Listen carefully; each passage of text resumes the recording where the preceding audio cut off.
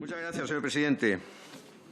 Vamos a ver, venimos a solicitar, a través de esta PNL, una aclaración que hemos intentado hacerla en distintas ocasiones, tanto al ministro Escrivá como a la señora Yolanda Díaz, y ha sido imposible. En conversación privada con la ministra, pero como ha sido privada, se me han dado las causas, pero tenemos que exponerlo de forma pública.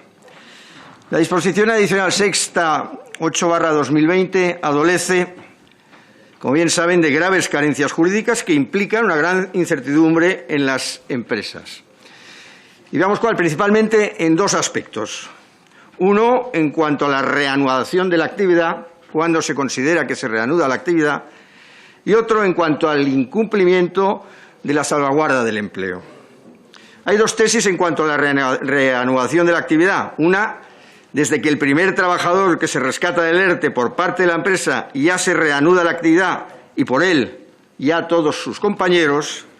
Y una segunda, que cada uno de los trabajadores se van rescatando del ERTE de forma anticipada, que abre un periodo personal por cada uno de ellos, de 6 meses. Es decir, si se rescata a una persona el 1 de octubre, se abre un periodo de 6 meses desde esa fecha. Esto no queda nada claro, y a día de hoy supone una gran inseguridad jurídica y duda para todas las empresas y agentes del entorno laboral, y no tan solo asesores, abogados, gestores, empresas. El sentido común nos señala que sería esta segunda tesis la válida, pero habida cuenta que dicho sentido está ausente de casi todas las decisiones, por eso solicitamos que urge aclararlo. La primera, hemos dicho, reanudación de la actividad. ¿Cuándo se produce? Y la segunda, en caso de incumplimiento. ¿Cuándo se incumple? ¿Afecta solo la devolución de las cuotas y exoneraciones respecto al trabajador despedido? Exoneración más intereses y recargos.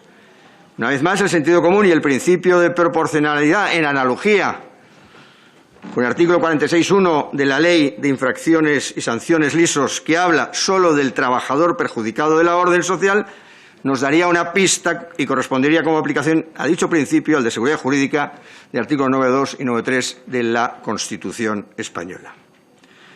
Pero solo se deberán devolver las exoneraciones más intereses más recargos del trabajador despedido por el que se incumple la salvaguarda de 6 meses o de todos los miembros que han formado parte del ERTE.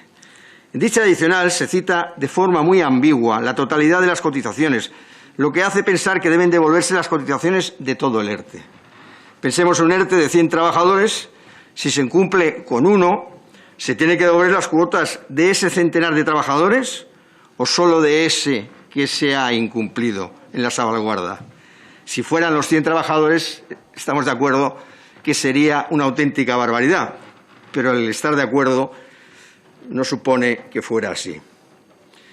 Ya lo dijimos el 13 de abril, lo volvimos a decir el 21 de abril, y dijimos que dicha disposición adicional sexta, además de atacar directamente a la libertad de empresa, evitaba la reestructuración de las empresas en momentos en los que se les ha obligado a cerrar o a hacer una serie de modificaciones. Tampoco se ha aclarado esto ni por ninguna comparecencia pública, ni en ningún Real Decreto. Incluso en el último Real Decreto 30/2020 de septiembre vuelve a dirigirse a la disposición adicional sexta del Real Decreto 8/20 y voluntariamente de nuevo no aclara estos puntos. Esto está provocando un desconcierto absoluto en las empresas que necesitan necesariamente reestructurar sus plantillas, y lo estamos viendo en cada momento. Y en base a eso, muchas están paralizadas, obligándoles a mantener artificialmente estructuras que les envían sin remedio al concurso de acreedores, que es la única vía que ha dado el Gobierno para esta salida. Única vía que es muy fácil de utilizar, como cualquier letrado que esté aquí sabrá. Las empresas están absolutamente bloqueadas por el hecho que se tuviera que devolver la totalidad del ERTE, y eso hay que aclararlo. Porque si esto ocurriera, estaríamos automáticamente abocados a un cierre de empresas masivo. Y otros puntos a aclarar serían que en la disposición adicional sexta, cuando no se produce el incumplimiento, concretamente, por ejemplo, en despidos disciplinarios declarados procedentes, que son consecuencia de una resolución judicial como excepción. Por ejemplo, alguien que comete un robo en la empresa, o observa un comportamiento violento, o perturba la paz de la empresa, o cualquier motivo grave para un despido disciplinario. Ya saben cuál es lo que se realiza normalmente. La persona involucrada podría estar inmersa incluso en un delito penal. Muchas empresas y trabajadores, ante errores cometidos o fallos cometidos o cosas hechas a propósito por estos trabajadores, evitan procedimientos judiciales penales, no se presentan querellas ni denuncias y se va a la vía de la conciliación. Esa persona, por lo tanto, lo que hace es no impugnar el despido, que es procedente, nunca habrá una sentencia que le declare el despido procedente, y va a ser un despido procedente por la vía de los hechos, por la no impugnación, pero nunca será una declaración. Es decir, despido declarado procedente o no impugnado por el trabajador. Y estas situaciones se pueden dar y se dan en la práctica habitual y hay que aclararlas. Otro tema a aclarar es la extinción por finalización del periodo de prueba. Miles de empresas se preguntan si están incumpliendo en virtud del artículo 49 del Estatuto de los Trabajadores. No recoge la finalización de prueba, ya que es una extinción muy sui generis. Debería expresamente aclararse si es por finalización por no superar el periodo de prueba, y se dice de manera muy ambigua, lo que produce el bloqueo también y incógnita en las empresas. Y modificación cuando se produce la modificación sustancial de las condiciones o el traslado recogido en el artículo 40 o 41 del Estatuto de los Trabajadores. Una de las opciones de un trabajador al que modifican sus condiciones o se le traslada o se le pretende trasladar es extinguir el contrato con una indemnización de 20 días. En este caso, lo que sucede es que si el trabajador extingue y la empresa hace una modificación de rebaja salarial o de cambio de turnos o se traslada de una ciudad a otra, ¿se está incumpliendo el contrato? Hay que indicar expresamente que en este caso que se opte por la rescisión del contrato por parte del trabajador no se incumple. Estos aspectos entendemos que deben ser aclarados urgentemente en dicha disposición adicional sexta, la conocida como la salvaguarda del empleo. Muchas gracias, presidente. Gracias. España cuenta aproximadamente con 3,2 millones de autónomos. Esta cifra supone el 18% de la población, que representa la importancia de este sector en el tejido empresarial y social de nuestro país. Sin embargo, gracias al Gobierno socialcomunista, en torno a 370.000 autónomos mantienen sus actividades cerradas en estos momentos. Y otros 300.000 autónomos, es decir, el 9,9%, prevén que este año tendrán que cerrar. Estos datos se deben al retraso y a la gestión ineficaz del Gobierno, como por ejemplo de la prestación extraordinaria de cese de actividad y de los expedientes de regulación temporal de empleo, que han llegado tarde y mal a todos aquellos autónomos que se han visto obligados a suspender sus actividades como consecuencia del COVID-19. Es más que evidente que se avecina la peor crisis económica de la historia y, por ello, los autónomos reclaman más medidas al Gobierno. La situación en España es crítica. 1 de cada 4 autónomos mantiene el 100% de su plantilla.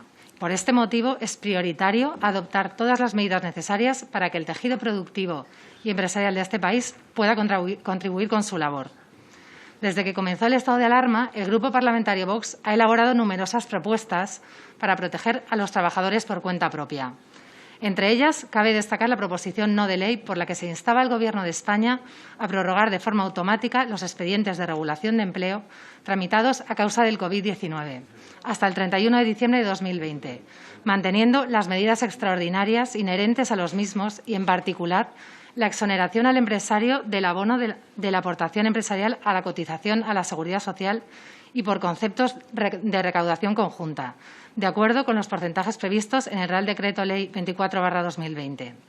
También se ha instado al Gobierno a prorrogar los ERTE hasta junio de 2021, reducir el IVA al 4% y proporcionar créditos al 0% para todos aquellos trabajadores por cuenta propia del sector nocturno.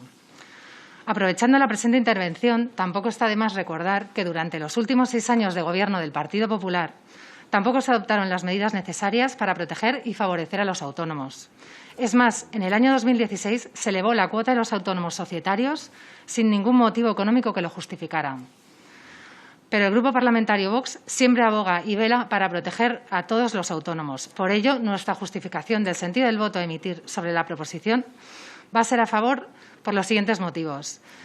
porque se trata de una situación que beneficiaría a los autónomos, les permitiría ajustar su base de cotización a sus rendimientos netos y de esta manera podrían adaptar su cotización a sus circunstancias empresariales, porque supondría una mejora en las cuantías que perciben los autónomos y, por último, porque la adaptación de esta medida va a permitir que los trabajadores por cuenta propia encuentren una mayor protección por parte de la Seguridad Social al considerar la cuota que abonan a la misma como una inversión y no como un impuesto. Muchas gracias.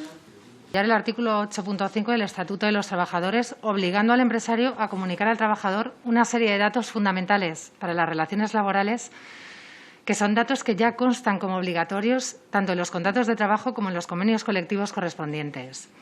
La mayoría de los contratos se establecen en torno al convenio colectivo de referencia, indicándolo en el propio contrato. De igual manera, en el SEPE existe una guía de contratos que recoge toda la normativa vigente en materia de contratos de trabajo e incentivos a la contratación. Los datos que ya constan en los contratos de trabajo son centro de trabajo, jornada, horario e información sobre el registro del mismo, descanso semanal, categoría y puesto de trabajo concreto. Y los datos que ya constan en los convenios colectivos son sistema de cambio de turnos, incluyendo el preaviso para realizarlo, horas complementarias en trabajo a tiempo parcial, vacaciones anuales y sistema para su fijación y disfrute, salario, incluyendo la estructura salarial aplicable, así como el módulo de cálculo en caso de sistemas de retribución variables, régimen económico en situación de incapacidad temporal aplicable a la empresa, días de asuntos propios y forma de solicitarlos, permisos, licencias y formas de solicitarlas y cualquier otra información que el trabajador solicite al empresario por los medios que se establezcan y que pueda ser relevante a la hora de la prestación de servicios. En conclusión, todos estos datos ya son comunicados por los trabajadores en sus relaciones laborales. El motivo de todos aquellos datos que no son comunicados es porque no están contemplados o no existen en la negociación colectiva, como, por ejemplo, días de asuntos propios o cambio de turnos o licencias. En este sentido, también esta proposición no de ley carece de sentido al proponer que se comunique a los trabajadores las vacaciones anuales cuando la actual legislación, concretamente el artículo 38 del Estatuto de los Trabajadores, obliga a las empresas a comunicar este calendario con 2 meses de antelación. Además, ya existe un registro oficial mediante el cual los contratos laborales pueden darse de alta a través de Internet mediante el modelo oficial del Servicio de Empleo Público Estatal. Es decir, en la propia página web del SEPE, en el apartado de empresas, existe un enlace a la web Contrata que facilita la comunicación de la contratación online. Esta aplicación permite a los empresarios que actúen en nombre propio y a las empresas y profesionales colegiados comunicar el contenido de la contratación laboral a los servicios públicos de empleo desde su propio despacho o sede profesional. Consideramos que esta proposición no aporta nada en la práctica a la realidad laboral, dado que estos datos ya están en poder de los trabajadores a través de los contratos de trabajo y los convenios de aplicación. A ustedes, señores de Podemos, realmente no les importan los trabajadores. Por eso presentan este brindis al sol. Al sol es donde deberían estar ustedes cada lunes. Gracias. La venia, señor presidente. Muchas gracias. En primer lugar, quisiera hacer una referencia a lo manifestado por la representante del Grupo Republicano, porque efectivamente esta proposición no de ley no describe el ámbito territorial de la misma, si bien en la exposición de motivos sí, pero no en la fase expositiva, con lo cual sí que podría aplicarse perfectamente a nuestras Islas Baleares y a las Pitiusas. Si pues, como aclaración de técnica legislativa y como reconocimiento jurídico, nosotros votaremos que sí, con todas las transaccionales que existan, por supuesto, porque, bueno, bienvenidos a la posición de Vox desde el principio. Nosotros manifestamos desde el principio, y por eso votamos no a la segunda prórroga o a la primera prórroga del estado de alarma, porque, entre otras cosas, en el Real Decreto 27 de marzo 9/2020, pues se decía que se cambió el criterio. Y ahora resulta que todos los que votaron sí a esa prórroga y estuvieron de acuerdo con este Real Decreto 9/2020, con el Partido Socialista a la cabeza, cambian de opinión y solicitan lo que se solicita en esta PNL. Es de una caradura tremenda lo que estamos viendo durante estos tiempos en el Congreso de los Diputados.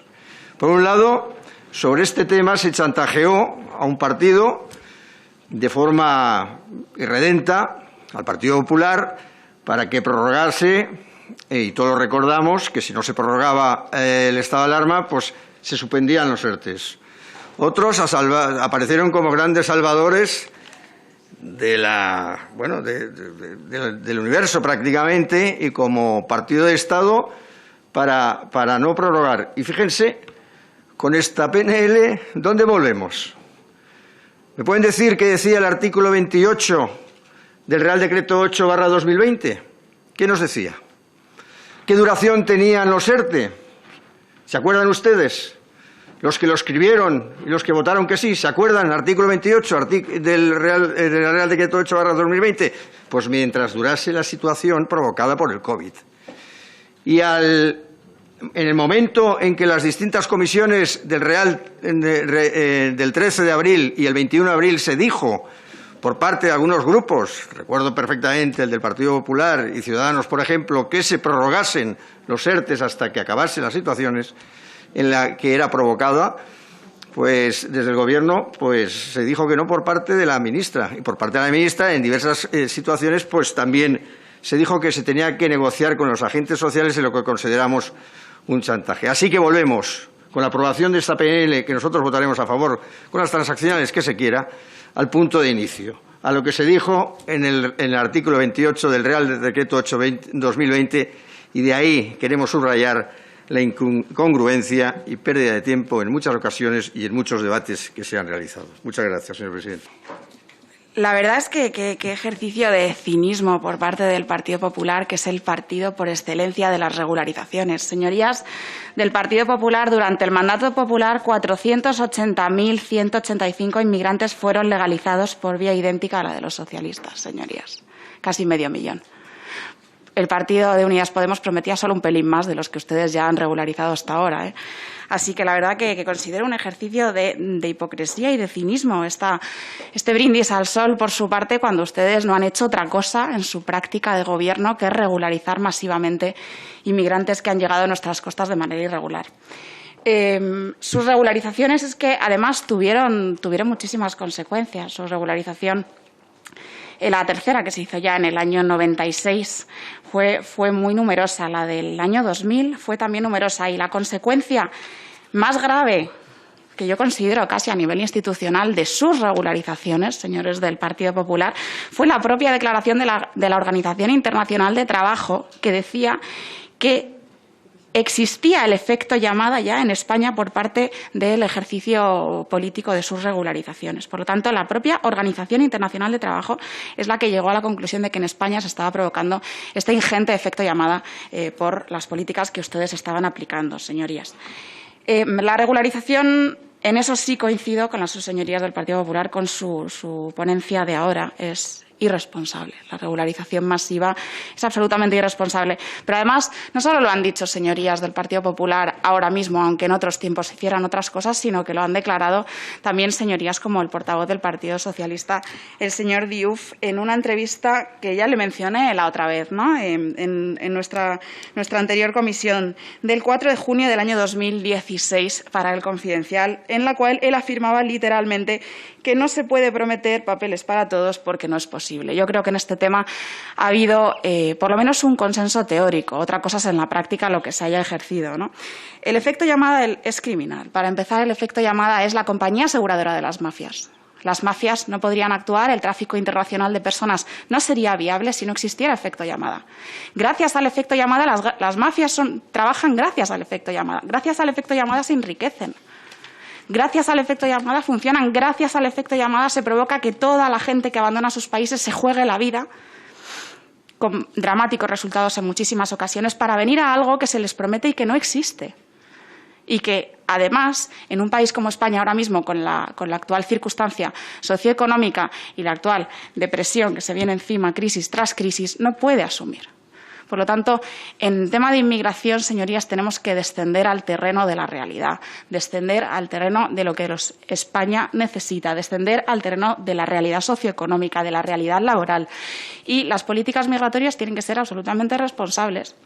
Por supuesto, en eso estamos absolutamente de acuerdo, porque lo contrario sería absolutamente injusto. Sería injusto para los nacionales porque se precariza su situación, pero también injusto para todos aquellos a los que se le promete ese paraíso que no existe. Señorías, varias del Partido Popular y del resto de partidos que en esta materia parece que ahora estamos en desacuerdo. Hay que ser realistas con la inmigración ilegal. Hay que ser absolutamente realistas. Y yo hago una llamada para que de verdad comprueben en los barrios la realidad de la inmigración ilegal, la realidad de quienes la sufren, la realidad de quien tiene un centro de menas cerca de casa, la realidad de quien tiene cerca un piso patera, la realidad de quien en su calle detienen a un yihadista, la realidad de todos aquellos que lo están pasando tan mal con estas políticas absolutamente irresponsables e injustas al respecto.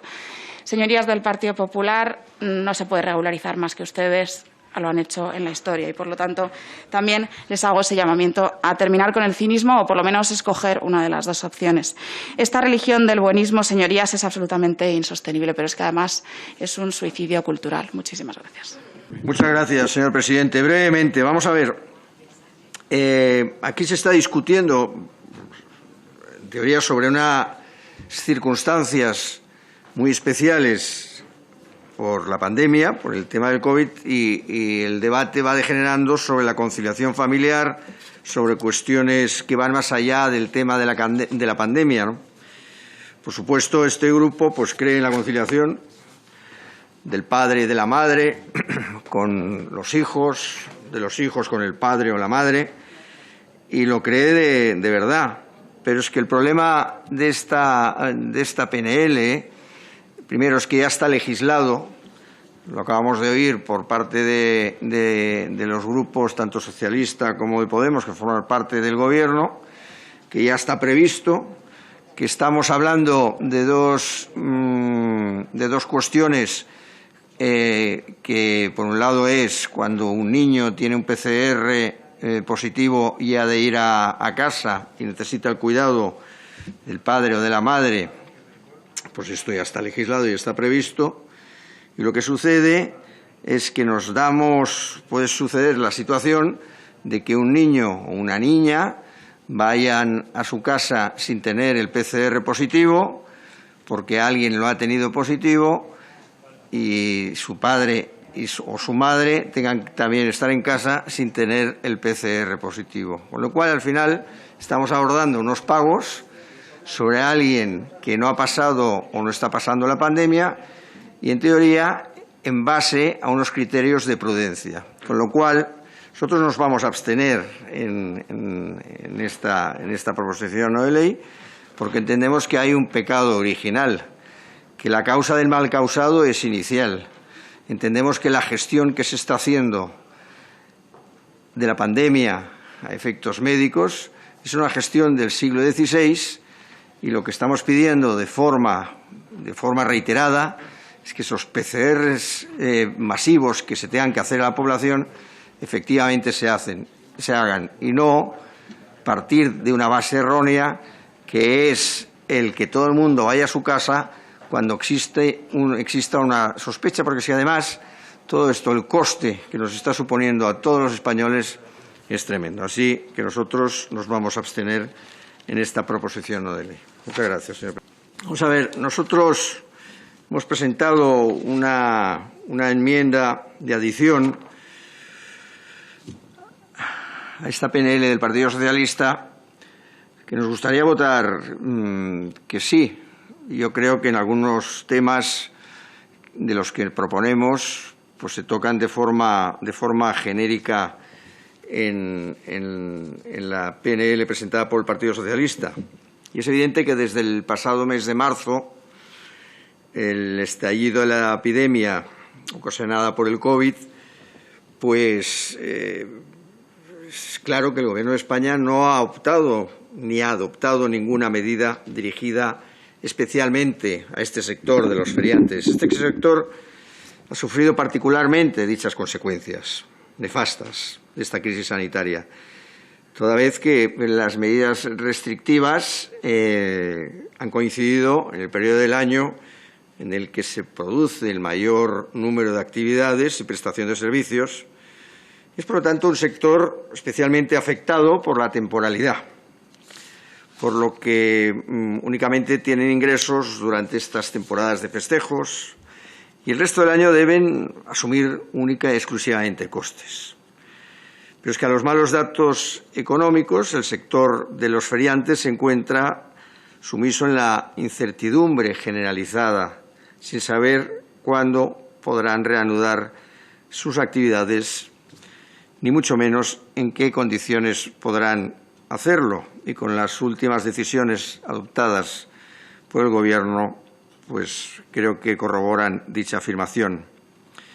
El colectivo de feriantes efectivamente comprende entre 50.000 y 70.000 empresarios, depende de las fuentes, que a su vez comprende a familias que contribuyen a esa economía local y a esos presupuestos municipales a través de sus impuestos y que tienen presencia en todo el ámbito nacional. Por todo ello, entendemos que estas medidas deberían ser más concretas. Se habla concretamente de evaluará, analizará, promoverá, examinará.